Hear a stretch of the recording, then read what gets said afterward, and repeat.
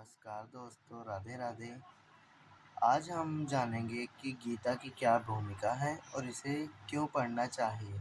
तो चलो दोस्तों, हम शुरू करते हैं इसे पढ़ना। तो चलिए दोस्तों, अब हम शुरू करते हैं भगवत गीता की भूमिका को। इसकी शुरुआत से पहले हम सब बोलेंगे ओम नमो भगवते वासुदेवाय नमः। तो चलिए दोस्तों, गीता एक सत्य ग्रंथ है जो अध्यात्म ज्ञान का कोश है। इसे वर्तमान में हिंदुओं के ग्रंथ के नाम से जाना जाता है। वास्तव में पवित्र ग्रंथ विश्व का ग्रंथ है। वास्तव में गीता का ग्रंथ विश्व का महान ग्रंथ है।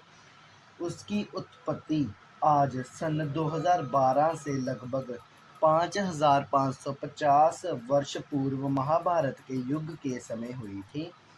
उस समय कोई धर्म नहीं था, एक सनातन पंथ था, यानी मानव धर्म था। शब्द खंड नहीं होता। ये उन पुण्यात्माओं के मस्तिष्क रूपी व्हाट्सएप में पहुंच जाता है जिनका नेटवर्क सही होता है। यह महर्षि व्यास जी श्री कृष्ण द्वैपायन के मस्तिष्क रूपी में लोड हो गया था।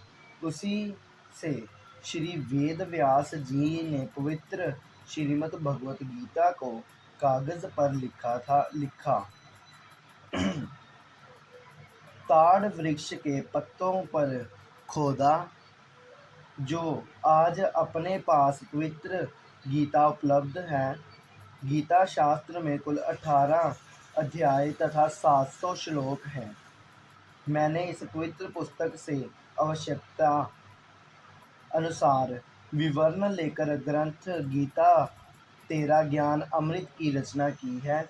जैसे वन में जड़ी बूटियाँ होती हैं, वेद उस वन में आवश्यक जड़ी निकाल लेता है, उससे जीवनदायिनी औषधि तैयार कर लेता है।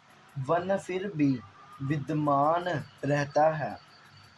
इसी प्रकार पुस्तक गीता तेरा ज्ञान अमृत एक औषधि जाने और इसको पढ़कर ज्ञान की घूंट पीकर अपना जरा मरण का रोग नाश कराएं।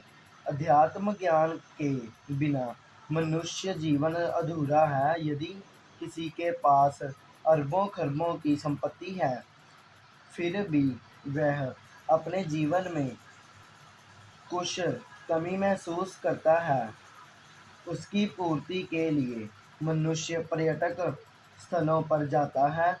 उस समय सबको कुछ अच्छा लगता है, परंतु उससे पूरा जीवन अच्छा नहीं हो सकता, ना ही इससे आत्मकल्याण हो सकता है। 2-3 दिन के पश्चात पुनः वही दिनचर्या प्रारंभ हो जाती है। फिर भी कुछ अधूरा सा लगता है। वह कमी परमात्मा की भक्ति की है। उसकी पूर्ति के लिए विश्व का धार्मिक मानव अपनी परंपरागत साधना करता है। यदि उस साधक की वह साधना शास्त्रों ने अनुकूल है तो लाभ होगा। यदि शास्त्र विधि को त्याग कर मानवता आचरण अर्थात मनमानी यानी कि अपनी मर्जी साधना करते हैं, तो वह गीता अध्याय 16 श्लोक 23-24 के अनुसार व्यर्थ है। ना साधक को सुख प्राप्त होता है, ना सिद्धि प्राप्त होती है, ना परम गति प्राप्त होती है, अर्थात व्यर्थ साधना है। कुछ श्रद्धालु किसी गुरु से दीक्षा लेकर भक्ति करते हैं। यदि गुरु पूर्ण है तो लाभ होगा, नहीं तो वह साधना भी व्यर्थ है। आप जी को इस पुस्तक गीता तेरा ज्ञान अमृत में जानने को मिलेगा कि प्रामाणिक शास्त्र कौन है। जिनके अनुसार साधना करें। शास्त्र विधि अनुसार साधना कौन सी है, उस साधना को करने की विधि क्या है, किस महात्मा से प्राप्त होगी, पूर्ण गुरु की क्या पहचान है, वह भी इसी पुस्तक में पढ़ेंगे। यह पुस्तक विश्व के मानव को एक रोगी जो धर्मों में बंटकर आपस में लड़कर मर रहा है। गीता शास्त्र किसी धर्म विशेष का नहीं है, यह तो मानव कल्याण के लिए उस समय प्रदान किया गया था जब कोई धर्म नहीं था, केवल मानव धर्म था। मेरा नारा है, जीव हमारी जाति है, मानव धर्म हमारा, हिंदू मुस्लिम सिख ईसाई धर्म नहीं कोई न्यारा। जैसे बाबा नानक जी का जन्म पवित्र हिंदू धर्म में श्री कालूराम मेहता के घर खत्री कुल में हुआ था। श्री बृजलाल पांडे जी श्री नानक देव जी ने गीता का ज्ञान समझा और उनके द्वारा बताई भक्ति कर रहे थे। श्री विष्णु तथा श्री शंकर जी की पूजा करते थे, अन्य सर्व देवों की भी भक्ति करते थे, जो हिंदू धर्म में वर्तमान में चल रहा है। श्री नानक जी सुल्तानपुर शहर में वहाँ के नवाब के यहाँ मोदी खाने में नौकरी करते थे। शहर से लगभग आधा 1 किलोमीटर दूर बेई नदी बहती थी। प्रतिदिन श्री नानक देव साहब जी उस दरिया में स्नान करने जाते थे। परमात्मा अच्छी आत्माओं को जो दृढ़ भक्त होते हैं उनको मिलता है। अधिक प्रमाण आप जी इसी पुस्तक में पढ़ेंगे। उसी विधान अनुसार परमात्मा श्री नानक देव जी उनका ज्ञान करवाया। श्री नानक देव जी की संतुष्टि के लिए उनको अपने साथ ऊपर के शाश्वत स्थान अर्थात सच्चखंड में लेकर गए। सर्व ब्रह्म का भ्रमण कराकर यथार्थ भक्ति विधि बताकर सनातन भक्ति को पूर्ण स्थापित करने का आदेश दिया। 3 दिन पश्चात श्री नानक जी को वापस जमीन पर छोड़ा। उसके पश्चात श्री नानक जी ने हिंदू धर्म में चल रहा मनमाना आचरण बंद करके गीता शास्त्र अनुसार साधना का प्रचार करके यथार्थ भक्ति का प्रचार किया। परमात्मा की सत्य साधना करने के लिए सर्वप्रथम गुरु का होना अति अनिवार्य है। इसी का पालन करते हुए श्री नानक जी शिष्य बनाने शुरू किए। स्वयं वे गुरु पद पर विराजमान थे। श्री नानक जी के शिष्यों को पंजाबी भाषा में सिख कहते हैं, जिस कारण से उनकी अलग पहचान बन गई और वर्तमान में उन अनुयायियों के समूह ने धर्म का रूप ले लिया। हिंदू तथा सिख आपस में धर्म के नाम पर यह विवेक की कमी है। विवेचन भक्ति कोई करो उसको गुरु बनाना।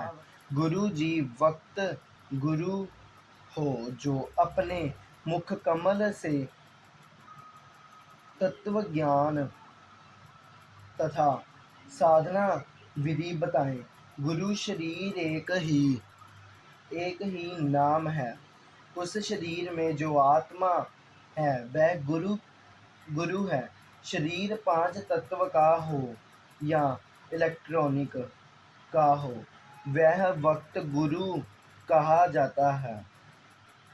हिंदुओं से अधिकतर बिना गुरु के ही अपनी परंपरागत साधना करते हैं। उसी बिगड़े रूप को श्री नानक जी ने परमात्मा से प्राप्त ज्ञान से ठीक किया था। वर्तमान में सिखों में भी भक्त गुरु का अभाव है। जैसे सूक्ष्म वेद में कहा है, राम कृष्ण से कौन बड़ा, उन्होंने भी गुरु किने, तीन लोक के वे धनी, गुरु के आगे अधीन। भावार्थ, इसका अर्थ है, जो हिंदू श्रद्धालु बिना गुरु के मनमना आचरण करते हैं, उनको कहा है कि आप जी श्री राम तथा श्री कृष्ण जी से बड़ा तो किसी को नहीं मानते हो। वह तीन लोक के धनी अर्थात मालिक होते हुए भी गुरु धारण करके भक्ति किया करते थे तथा अपने अपने गुरुदेव के चरणों में दंडवत प्रणाम किया करते थे। रामचंद्र जी के गुरु जी ऋषि वशिष्ठ जी थे तथा श्री कृष्णचंद्र जी के गुरु जी ऋषि दुर्वासा जी थे। संदीपनी ऋषि तो अक्षर ज्ञान कराने वाले अध्यापक थे। ऋषि दुर्वासा जी आध्यात्मिक गुरु श्री कृष्ण जी के थे। आप की क्या बुनियाद है? आप बिना गुरु के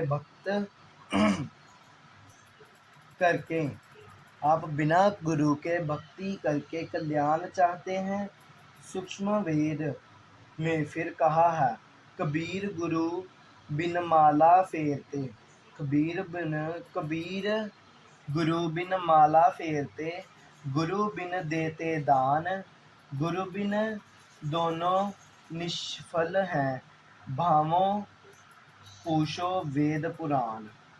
इस पुस्तक में आप को और भी अनेक भक्ति के गुर मिलेंगे तथा यथार्थ अध्यात्म ज्ञान व साधना की भी जानकारी होगी। मैं आशा करता हूँ कि ये पुस्तक मानव कल्याण करेगी। मेरी परमेश्वर से विनय है कि हे परमात्मा, मुझ दास के इस प्रयत्न को सफल करना। सर्व प्राणी आप जी के बच्चे हैं, आप की आत्मा है। इनको यथार्थ भक्ति मार्ग समझ में आए और सर्व मानव अपना जीवन धन्य बनाए, विश्व में शांति हो। सत्य साहिब। तो धन्यवाद दोस्तों, इसी के साथ आज हमने गीता की भूमिका को जाना है। कल से हम गीता का अध्याय 1 2 शब्द का उच्चारण करेंगे। धन्यवाद। राधे राधे दोस्तों।